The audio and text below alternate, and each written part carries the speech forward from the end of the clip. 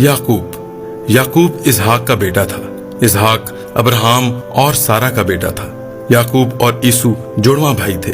इसहाक से याकूब ही ने बरकत ली थी। याकूब ने अपनी जान बचाने के लिए अपने मामू के घर रहना शुरू किया और तकरीबन 21 साल वो वहां पर रहा। याकूब की 2 बीवियां थी, एक लैया और राखल। ये दोनों लाबन ही की बेटियां थी।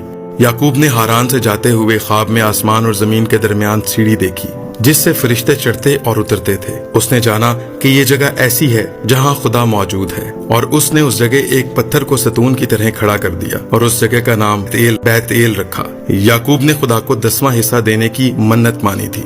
याकूब के 12 बेटे हुए जो 12 कबीले बने। याकूब चरवाहा था। याकूब लाबन के साथ था और वहीं उसकी बेटियों से उसकी शादी हुई।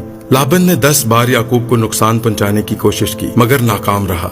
याकूब की मुलाकात फरिश्तों से हुई। याकूब ने एक शख्स से कुश्ती लड़ी और उससे बरकत ली। बहुत से लोगों का कहना है कि ये शख्स और कोई नहीं बल्कि यीशु है। कुछ लोगों का कहना है कि ये एक फरिश्ता है। और याकूब उस शख्स के बारे में कहता है कि मैंने खुदा को रूबरू देखा। खुदा ने याकूब को बरकत दी और उसका नाम याकूब से बदलकर इसराइल रखा और कहा क्योंकि तूने खुदा और आदमियों के साथ जोर आजमाई की और गालिब आया। याकूब सब कुछ हासिल करने के बाद वापस उसी जगह बैतेल अपने घराने के साथ चला और खुदा ने उसे बरकत दी और वो वादा जो अब्राहम से खुदा ने किया था याकूब से बांधा। याकूब ने यूसुफ के दोनों बेटों को बरकत दी और वसीयत की और उसके बाद उसने वफात पाई।